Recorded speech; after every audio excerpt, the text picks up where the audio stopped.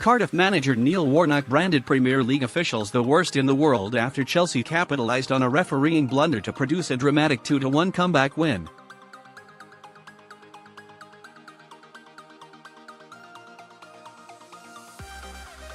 Chelsea were 1-0 down with 6 minutes left when Cesar Azpilicueta, who was standing 2 yards offside, met Marcos Alonso's flick on to head home the equaliser.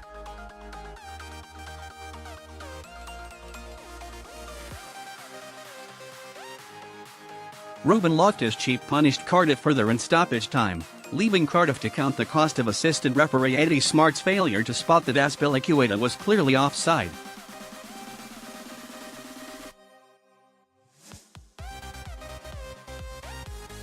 Warnock also felt that Cardiff should have had 2 penalties, both for Chelsea players holding Sean Morrison's shirt at set pieces.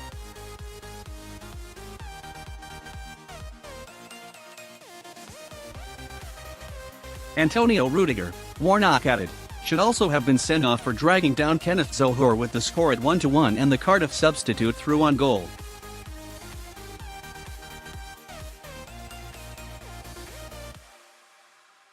Rudiger was booked by referee Craig Pawson. But is the Cardiff boss right? Do referees favour the big clubs? We asked our experts just that.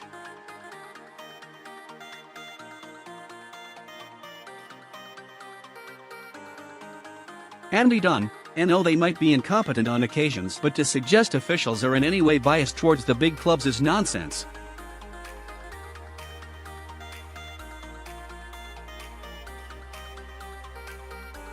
If it is sometimes seen that way, maybe it is because the big 6 clubs tend to dominate possession against clubs lower in the pecking order.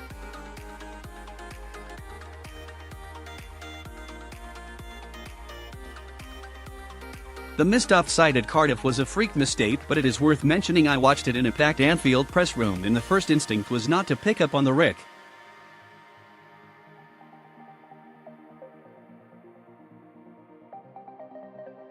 Television replays exposed the scale of the error. Of course, officials are not biased against or towards anyone, although if they were fed up with a lifetime of stick from Neil Warnock, you could understand.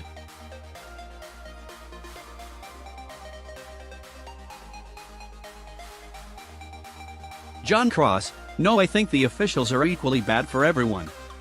In fact, Cardiff and Neil Warnock benefited from a goal, Sol Bamba's 90th minute winner against Brighton in November, just as offside as Chelsea's.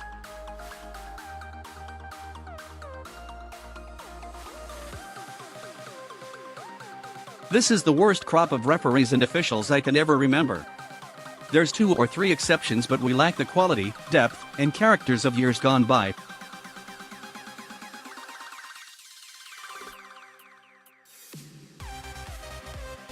VAR won't necessarily solve it either because the pure officials are reflected in the way they run VAR, not very well.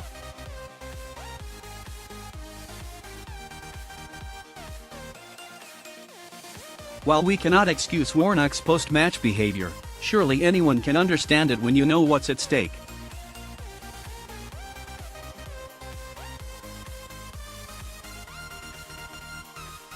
Matt Lawless, NO, is a supporter of a smaller club, shall we say. I could provide countless examples of not getting decisions against the bigger teams.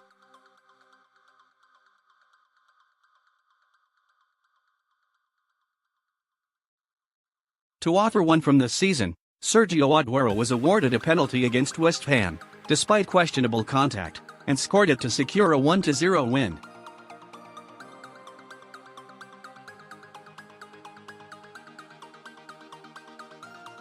There are others too. But to answer the question, I doubt that plays any part in officials giving preferential treatment.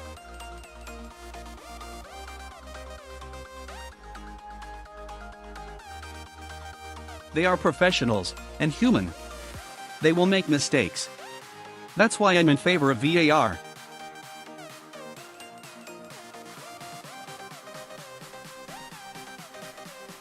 If we have technology, and done in the right way, why not use it to help? My real concern is that if we keep jumping on officials every time they make an error, we may eventually be left with a bigger problem.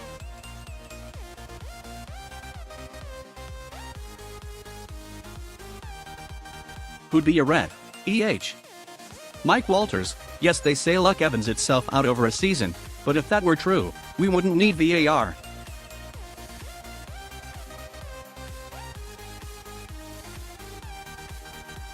Let's put to bed one conspiracy theory that referees actively favor the big teams where pivotal decisions are concerned.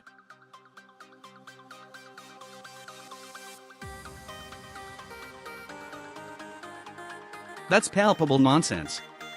There is not a shred of evidence, not one, to suggest there is deliberate, premeditated favoritism towards the Big Six.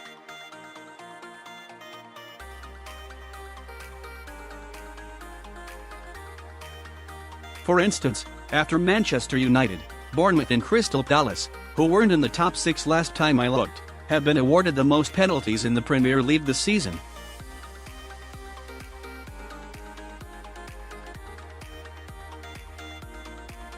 But I've been at games this season where decisions have gone in favor of the bigger team and you were left wondering, would that have been given down the other end?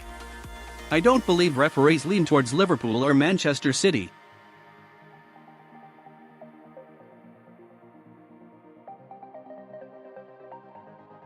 But I do believe they are terrified of making a wrong call which could potentially cost one of them the title.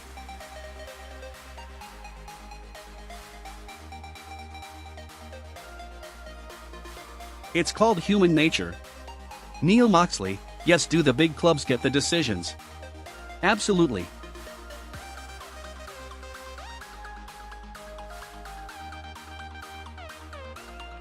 Of course they do. Neil Warnock is like a broken record in terms of his whining.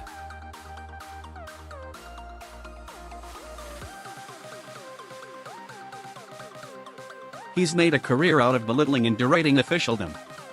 Yes, he has valid cause for complaint at the City of Cardiff Stadium.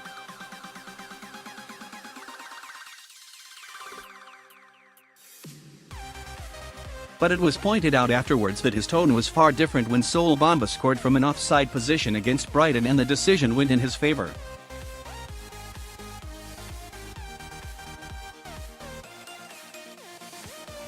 That, however, is masking the real issue. Sir Alex Ferguson was a prime mover in this, putting pressure on referees.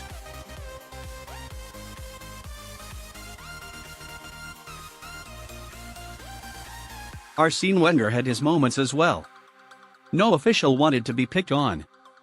They know if they are refereeing one of the top guns that every decision will be poured over.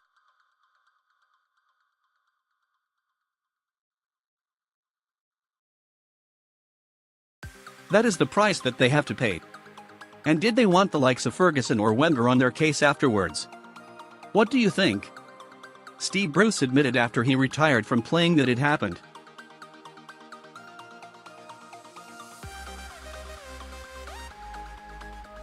Jermaine Jenas said likewise on Match of the Day 2 on Sunday night. So it has been going on for years.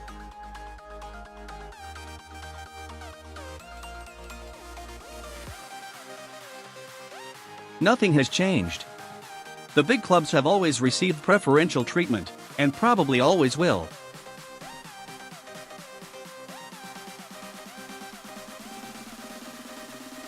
Mark Jones, I know it's wrong to suggest that Chelsea got those decisions at Cardiff on Sunday simply because they are bigger than their opponents.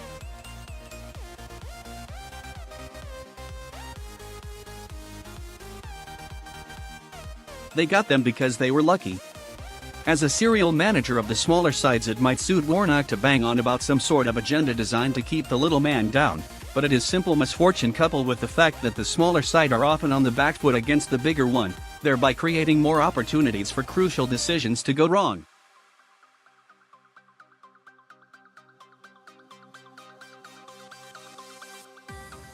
We all know that VAR has its problems, but it would have got those calls right at Cardiff, thereby making Warnock's argument null and void from next season anyway.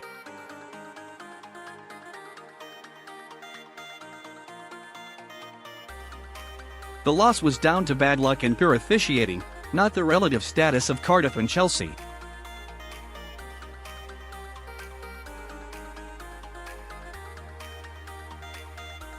Karen Flanagan, I know it is scandalous to question the professional referee's integrity in the way that Neil Warnock does.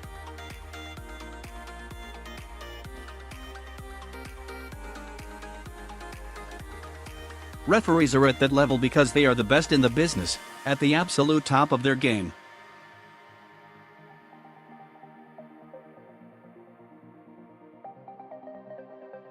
Regardless of what Warnock thinks, he could not do a better job of calling a game straight down the middle.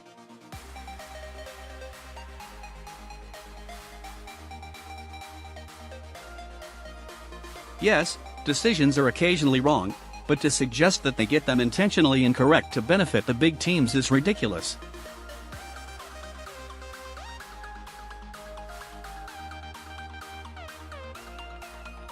Whether he likes it or not, referees are neutrals. They cannot referee the teams which they have any interests in.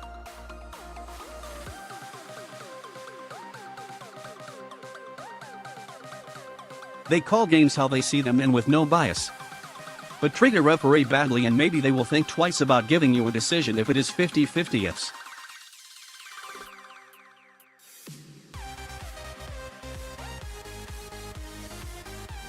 Warnock's conduct towards Premier League referees always has been, and still is, archaic.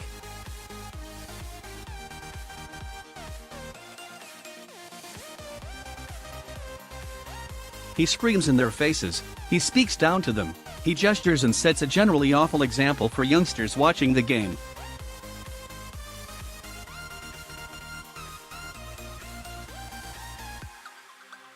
Maybe, just maybe, if Warnock started showing some respect towards match officials, he might get some respect in return.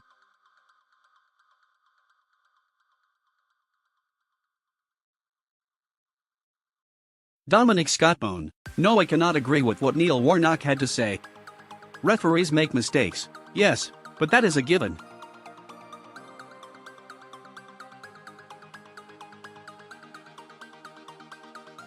To produce a statement of that proportion is ridiculous, and I'd love to see the facts that back it up.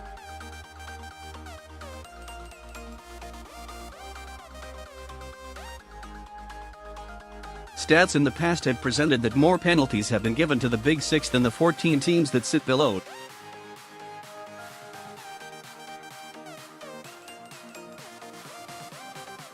But is this not because they are getting into these attacking scenarios far more than the teams below them? Yes, the Azpilicueta goal was offside, but I don't believe the challenge from Rudiger warranted a supposed red card.